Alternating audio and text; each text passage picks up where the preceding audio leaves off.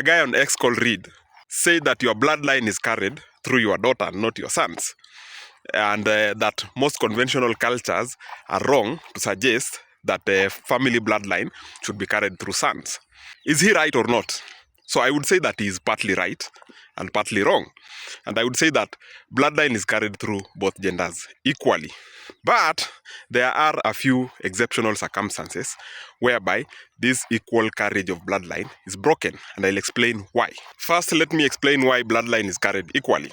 When a man is forming his gamete cell, which is the sperm, and when a woman is forming her gamete cell, which is the ova, the cells will be different from the other cells in their body. So the other cells in their body are intact cells, which are with full pair of chromosomes that are 46 and have identical DNA that belongs to the person. But the gamete cells are different. Why? A man shuffles half of his DNA and contributes it via a process called meiosis. Similarly, a woman also shuffles her DNA to contribute in a process called meiosis. Think of meiosis as a factory for the sperm and the ova. And the sperm and the ova will end up having half of the man's DNA for the sperm and the other half of the woman's DNA. So there are two instances where this shuffling is skipped. And the first instance is when a man is forming a sperm that will make up a boy. That is a sperm that contains the Y chromosome. So the Y chromosome is usually not shuffled and is inherited from the man intact. And that is the chromosome that will go to form a boy. So the second instance where the DNA is not shuffled explains how the mom carries her legacy forward.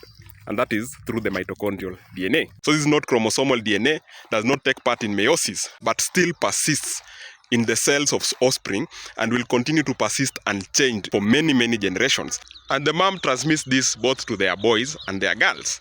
But when the boys receive it, it hits a dead end and they cannot transmit it to any other generation as the sperm never contains mitochondrial DNA. Only the ova does. So whichever sperm the boy will produce will never contain mitochondrial DNA to be carried forward. But the daughters will carry forward their DNA to the next generation and the next generation and the next generation in perpetuity. So that means the man gives his legacy to his sons only, excluding his daughters, through the Y chromosome. And the woman gives her legacy to both her sons and her daughters through the mitochondrial DNA.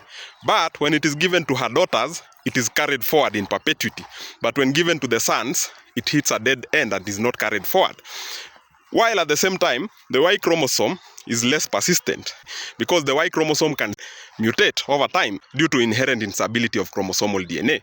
But the mitochondrial DNA that the mom gives rarely ever mutates and is carried forward almost intact through generations after generations after generations. So just to close the debate, Reed was almost right, but not completely right.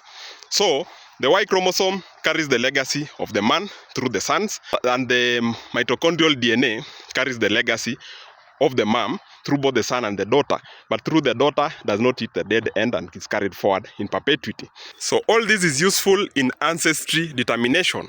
So you can be able to know your paternal ancestry if you are a man through the Y chromosome. Both the son and the daughter can be able to know and trace their maternal ancestry through the mitochondrial DNA. So, in short, it's almost like the mom wins because you can be able to tell your maternal ancestry if you are a man and a woman, but you cannot be able to tell your paternal ancestry if you are a woman because you don't carry the Y chromosome legacy that the dad gives to the son. So, it seems like men are more selfish than women, even biologically. Now you know. Thank you.